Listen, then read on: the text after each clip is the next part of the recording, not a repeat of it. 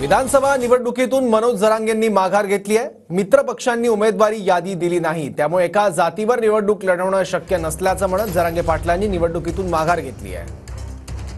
आणि याबद्दल बोलण्यासाठी स्वतः मनोज जरांगे पाटील आपल्या सोबत आहेत। मनोज जरांगेंजी, यापूर्वी तुम्ही मुस्लिम असतील दलित नेते यांच्या भेटी घेतल्या आणि त्यानंतर तुमची राजकीय भूमिका जाहीर केली। काल तुम्ही पत्रकार परिषद घेतली आणि कोणत्या मतदारसंघात प्रस्थापित उमेदवार पाडायचे आणि कुठे उमेदवार उभे करायचे हे सुद्धा तुम्ही जाहीर केलेलं होतं।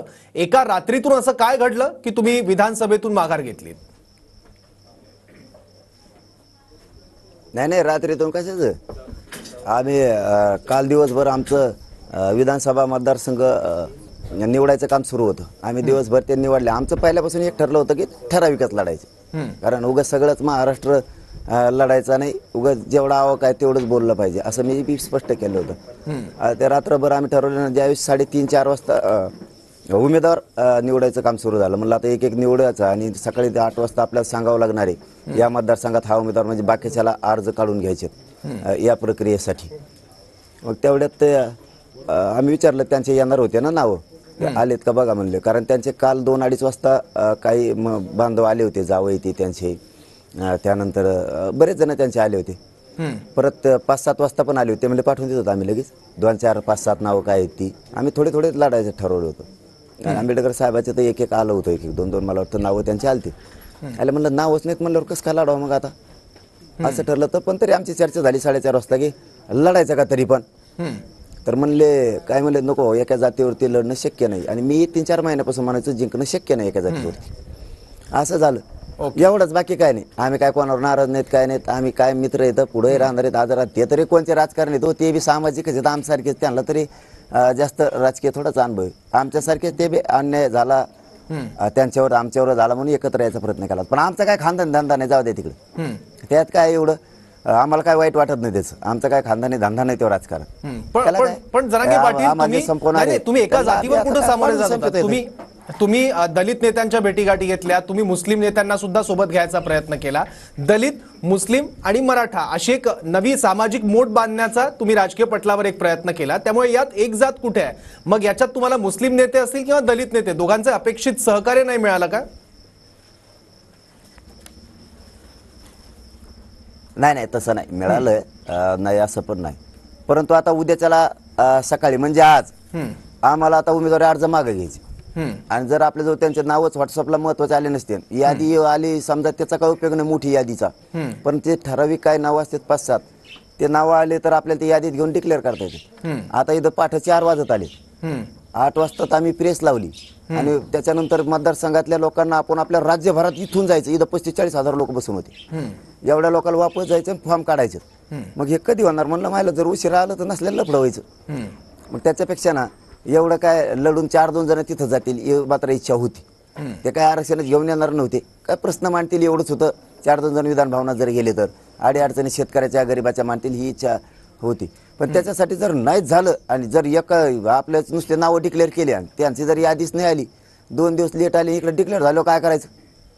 त्यापेक्षा म्हणलं हे नकोच, पण नको येऊ, आपला काय तर राजकारण धंदा नाही, ज्याने आपल्याला संपवलं त्याला पाडूनच संपवतात असं काय नाही।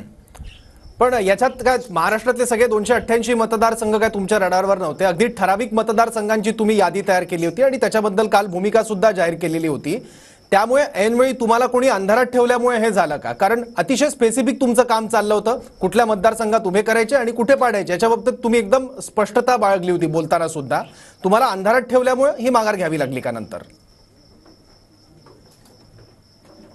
नाही, अंधारात नाही, काय नाही, मी कधी दोष देणार नाही त्यांना, आणि असतं तर मी खाड दिवशी सांगितलं असतं, आपण काहीच नाही, पण ते कधी येणार, जायचं इथं उद्या अर्ज द्यायची माघार घ्यायची वेळ आली, फक्त एवढंच। आम्ही काय त्यांच्यावर नाराज नाहीत, ते पण सामाजिकच आहेत, त्यांना बी एवढं म्हणजे जाणून बुजून जातला विषय नाही त्यांचा, पण विषय फक्त तेवढाच। आणि मग एका जातीवर जायचं ठरवायचं का असा आमचा विषय झाला, तर बाकीच्यांचं म्हणणं होतं, रात्री जेवढे लोक होते हे पूर्ण भरलेलं होतं इथं, ते म्हणले नको एका जातीवर, काय आपला कोणता धंदा आहे म्हणे राजकारण आहे, त्यात काय गुतलं एवढं, जाऊ द्या म्हणे, घ्या उद्या सकाळी फॉर्म काढून, काय गुतलं नाही, ठरवून टाकलं सगळ्यांनी घ्या, मग घेतले।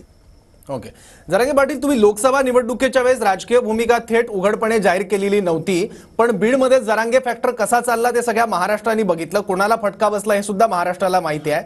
आता सुद्धा तुम्ही भूमिका जाहीर करत नाहीये, कोणाला पाडायचं कोणाला जिंकवायचं याबद्दल काही बोलत नाही आहात.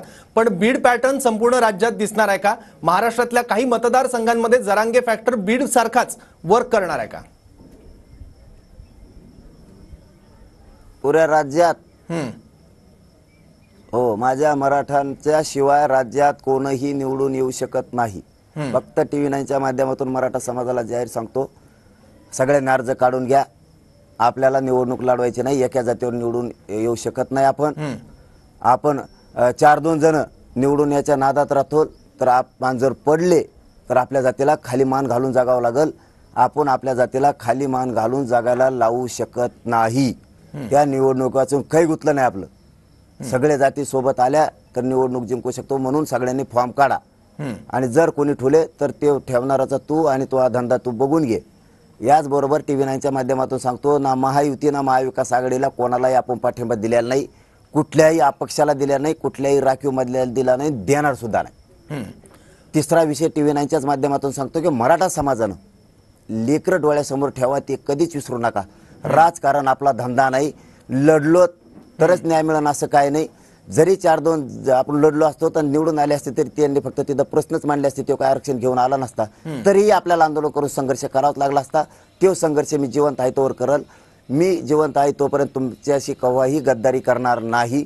त्यामुळं सगळ्या TV 9च्या माध्यमातून मराठा समाजाला सांगतो, तुम्हाला ज्याला पाडायचं त्याला पाडा, ज्याला निवडून आणायचं त्याला आणा, पण समोरच्या उमेदवाराकडून लिहून घेतल्याशिवाय आणि व्हिडिओग्राफी घेतल्याशिवाय आपल्या मागण्याबाबतची त्याशिवाय मतं देऊ नका. कोणाच्या प्रचाराला जाऊ नका, कोणाच्या सभेला जाऊ नका. आपलं घरी राहा, काही गरज नाही कोणा वाचून, आपलं काही गुंतलेलं नाही. पण मराठ्यांच्या मताशिवाय निवडून येऊ शकत नाही. TV 9च्या माध्यमातून चौथा सांगतो, या दोघांनी जरी ठरवलं मराठ्यांना लिहून द्यायचं नाही, यांना गिनायचं नाही, यांना विश्वासात घ्यायचं नाही, लिहून द्यायचं नाही, असं जर त्यांनी ठरवलं तर मधला धरायचा अपक्ष निवडून येण्यासारखा, त्याला मराठ्यांच्या मतं द्यायचे, निवडून आणायचं जर आपल्या मागण्या मान्य असतील. आणि तेही नसेल तर एखाद्या आपल्या मागण्या मान्य असणाऱ्या ओबीसींना निवडून द्यायचं, पण कोणाच्या मागं पळायचं नाही. मराठ्यांशिवाय या राज्यात कोणीच निवडून येऊ शकत नाही. आपल्याला विश्वासात नाही घेतलं की पाडून टाकायचे.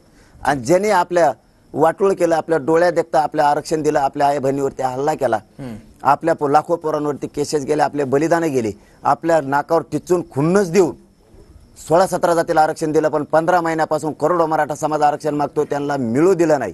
वेळोवेळी मराठा समाज संकटात सापडेला. इतकी हीन वागणूक मराठ्यांना ज्या सरकारनं दिली, त्यांना मात्र डोळ्यासमोर ठेवा, विसरू नका. लेकराच्या बाजून राहा, पक्ष तिकडे जाळून टाका, नेता जाळून टाका, मुलाच्या बाजून राहा. म्हणजे तुम्ही आवाहन करताय का महायुतीच्या उमेदवारांना? मागं 2 पावलं फक्त एवढ्यासाठी सरकलो की नाही ते 2-4 दिवसांना बघूयात. पण मी आता सरळ सांगितलंय, कोणाला पाडा, कोणाला निवडून आणा, जो आपल्याला लिहून देईल, जो आपल्या मागणीशी सहमत राहील त्याला मदत करा, हे सरळ सांगितलंय. ठीक आहे. याच्यात काही आडेखोडे अडचण मी काही ठेवलेली नाहीये. ठीक आहे.